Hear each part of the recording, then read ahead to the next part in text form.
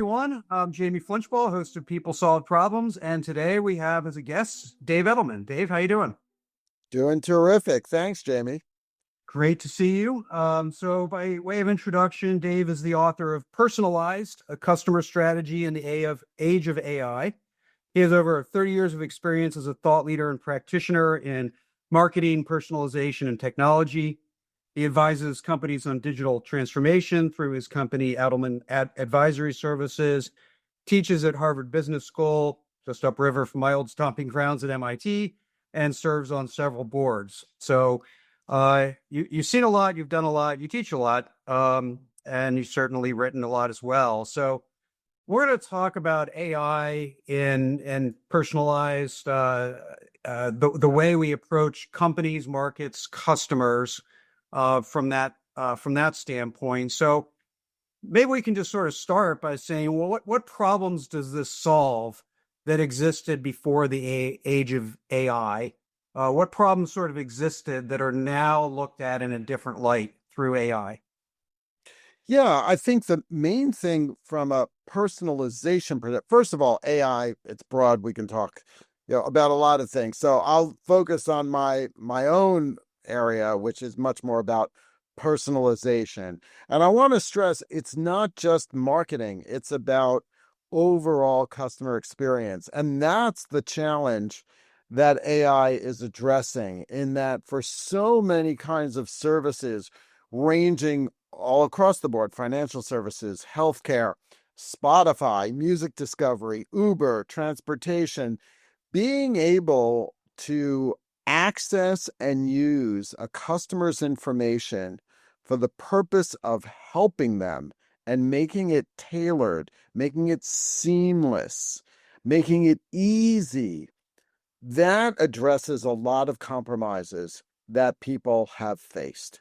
Mhm. And digital native companies like Spotify, Uber, were at this, Amazon, right out of the gate. I mean, they started that. But what's now interesting is how physical companies, established companies, are starting to realize the potential of the data that they have and using that to compete, to create new value propositions, which we can get into. Yeah. So let me take you back into history a little bit, and then sort of we'll jump back forward to where we are today. So in the 90s, mass customization became a theme.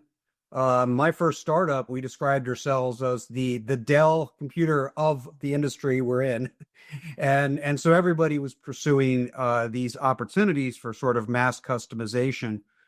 Does the age of AI simply amplify that or take it in a completely different trajectory?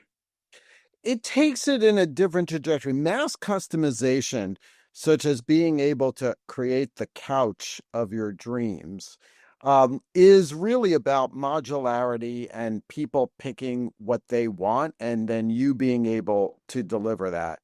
What we're talking about here is something much more proactive, that's based on data that a company already has collected, is using to figure out how it can help you get to the next step in what you want to do, to be proactive. So let me give you an example. Um, so Cisco, not the technology company, but the food delivery company, Mhm. SYSCO, see their trucks all over the place. So they are using personalization in a way to help people who order stuff for restaurants. And if you open the Cisco app in 300 milliseconds, it knows who you are, where you are. It knows your restaurant's menu, your price points, aspects about your geography. Are you a business lunch place? Are you a tourist place? Are you a locals night out place? It knows whether you buy in bulk or on spot. It also knows what's in the warehouse of Cisco near you, and it's food. So some of that stuff they got to move. And if they want to provide a discount to move stuff, they have to help you figure out how to use that ingredient. If it's not something that you might typically have in the recipes for your menus, they suggest menu items and recipes that fit with your restaurant to help you take advantage of a deal. And so we talked as part of the book, we talked with some of the customers who said, this is a no-brainer working with them because they get more data about me, I get better deals, they help me expand my menu. And Cisco's now growing at a 50% faster rate than the rest of the business, than the industry, since they launched this app about 3 years ago. So that's different than just mass customization. It's about proactively using information about the customer to open up opportunities. Yeah. I love that example, yeah, fundamentally changes the experience, not just making them feel better, but actually get more value out of their engagement, which I think is a distinction. Um, and you mentioned it as not just marketing, so let's use that.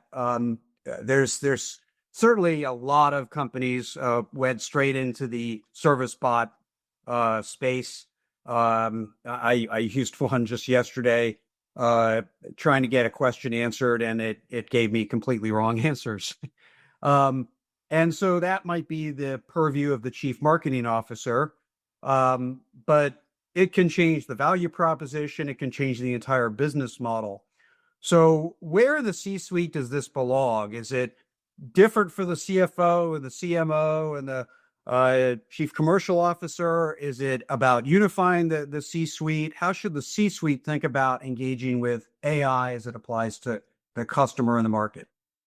Sure. And there are different models. So, of course, I'm going to say it varies, but there are new roles that are being created. More and more companies are actually thinking about, even if they don't give it a name, some kind of chief customer or chief experience officer.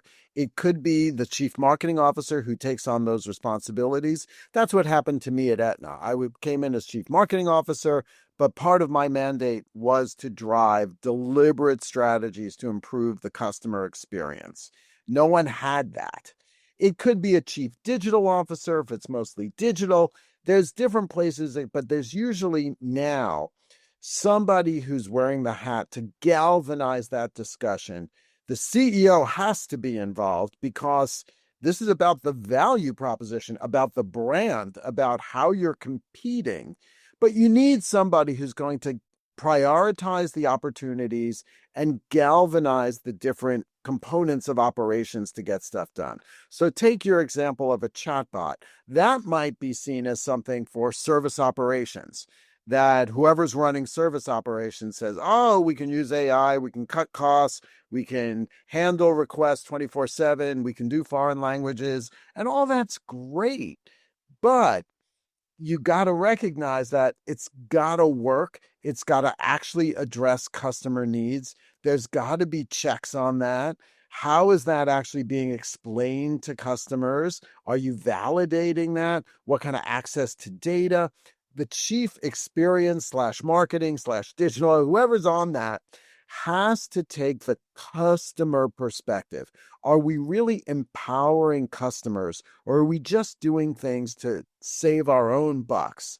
Are we just trying to manipulate the customer? When you're just doing it from an inside out perspective, you're going to hit a lot of challenges from a customer perspective. So when we did the research for the book, the companies who were growing the fastest as a result of investing in personalization all consistently start from a point of view where in the C-suite, they're talking about empowering their customers. The CMO may be the catalyst bringing information. What are the compromises customers are facing that we can address? But then it's about empowering customers, not just manipulating them. Fantastic. So, uh, as we think about, again, kind of digging a little deeper into the C-suite aspects, you talk about different roles and where the ownership can arise.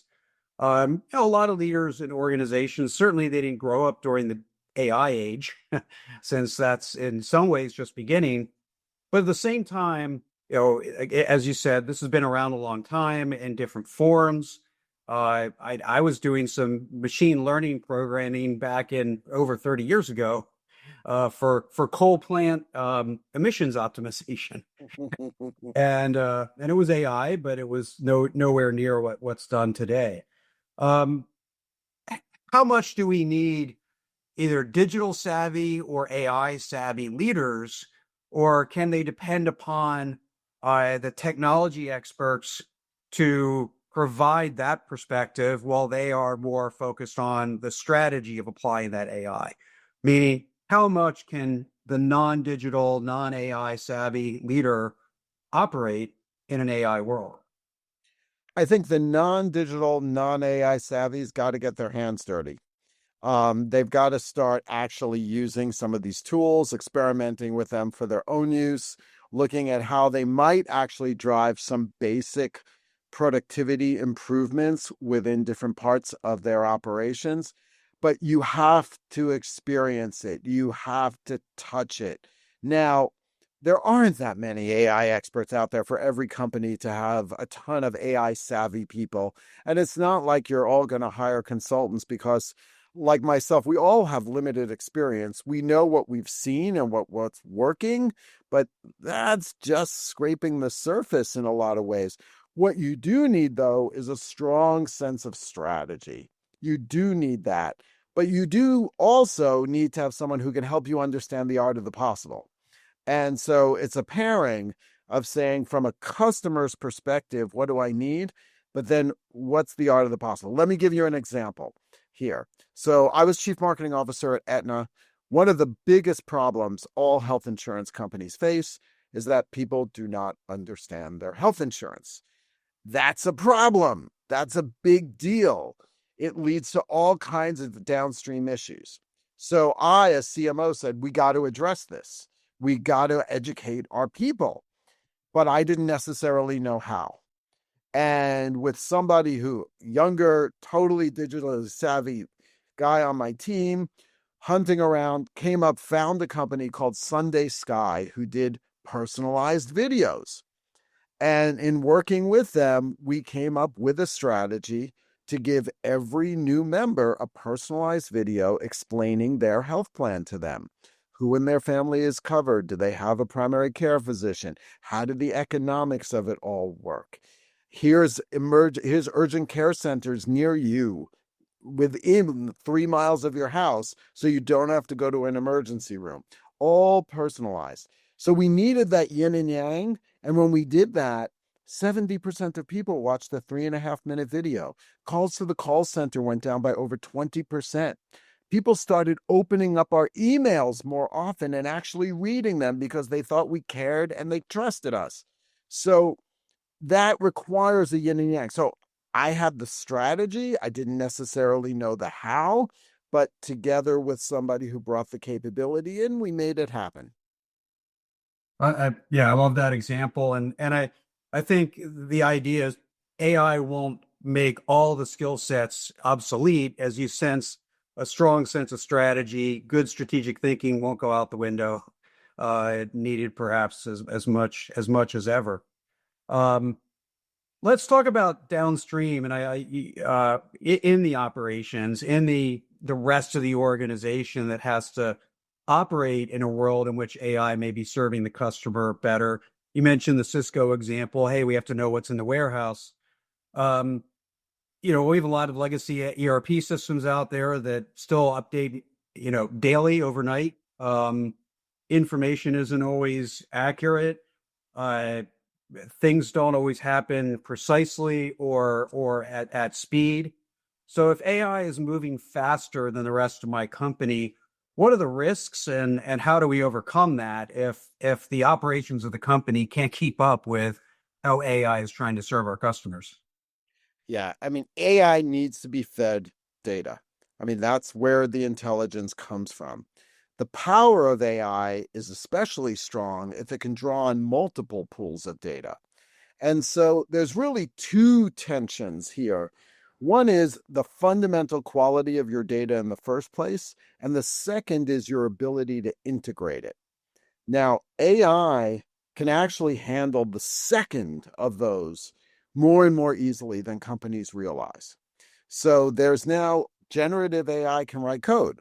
And for example, there's a company called Narrative that has the capability to use Gen AI to look at one database, understand its schema, look at a second database, understand that schema, and write the code to combine those two databases, normalize them in common formats into a third repository. Pepsi uses this to aggregate information across 40 different geographies.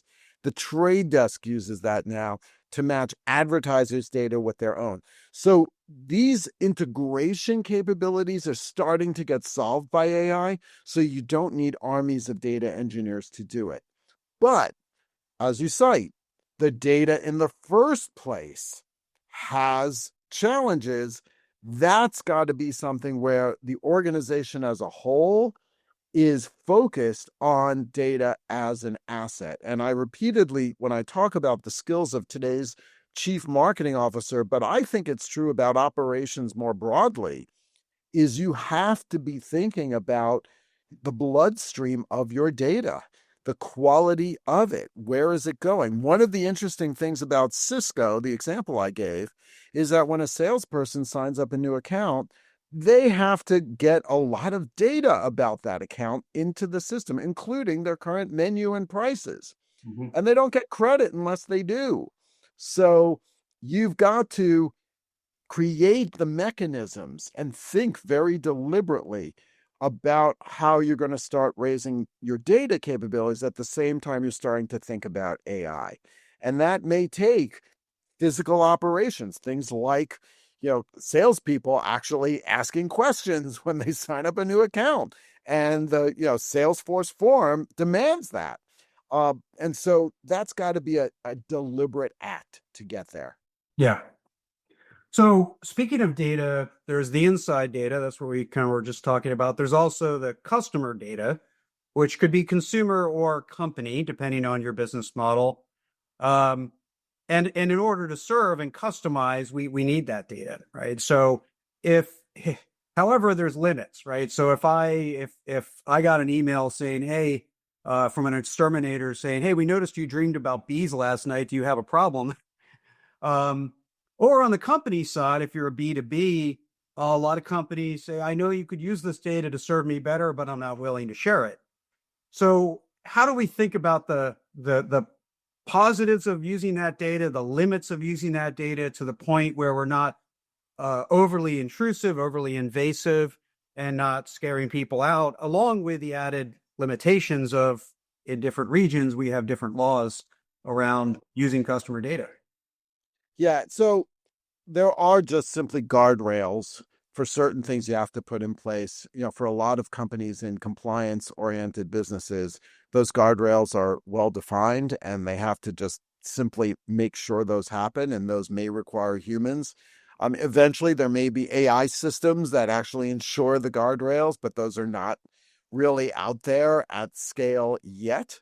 But the reality is, one customer's creepiness is another customer's, wow, that's great. That's great value. And you just don't know where that line is. It is gray and it moves for different segments. So that's why you've got to test. You've got to test and learn. And that's a fundamental part of what we talk about in the book and what, when I work with clients on my own, helping them create the ability to do small scale, rapid cycle tests to figure it out. And if you can test things on your own employees as a customer, if you've got the scale, even better, so you can get feedback. But you've got to test it. And it may be that you start to find out about different segments that you can predict, some of whom aren't going to go there, some of whom are. For the ones who aren't going to go there, you may have to invest more in explaining to them what they get for giving you information. For those who are open to it, you're just driving value. So there's a whole science that companies, especially marketers, have to start building about becoming more agile. It uses a lot of the principles of software development. We use 2-week sprints, get tests out the door, constantly trying to get feedback and using that to optimize. So there's no standard guideline here, but you've But the more you can test, you also not only learn that, but you feed your AI so it can get smarter as well. Great. So let me end with one last question. You mentioned earlier for executives that are not quite ready, they don't quite understand how to fit this into their strategy. You said get your hands dirty. Uh, so if we were just sort of casually chatting on the Red Line into Cambridge or something, what would be your recommendations to a leader on how to get their hands dirty? What kinds of things can they do as an individual to jump in and start to play around? Yeah. So, I mean, on the surface, just starting to use some of the larger LLMs, whether it's ChatGPT, Perplexity, Google Gemini, there's a lot of them out there, many of which are either free or very, very inexpensive, that you can start using and set yourself a goal that every day you're going to have 15 minutes of work that you're going to use these, excuse me, LLMs as an assistant, and play around with different kinds of capabilities. Don't just use text. Ask it to generate images and come up with new ideas for products. Test, see how far you could go in stimulating your own ideas. So that's the basic. But then, there are more functionally specific things. There's, for example, Jasper to create marketing content. And there's ones, for example, that can help you get a view across all of your legal documents and integrate those. And so part of it is also encouraging as a leader, depending on where you sit, either your functional group or other functional groups, to set a challenge for themselves and say, how can we improve our throughput by 30%? That's a target that is reasonable, that I've seen companies do. And the goal isn't to let people go and replace work. The goal is to scale. The goal is to be able to do things you just couldn't do before now for customers to add value.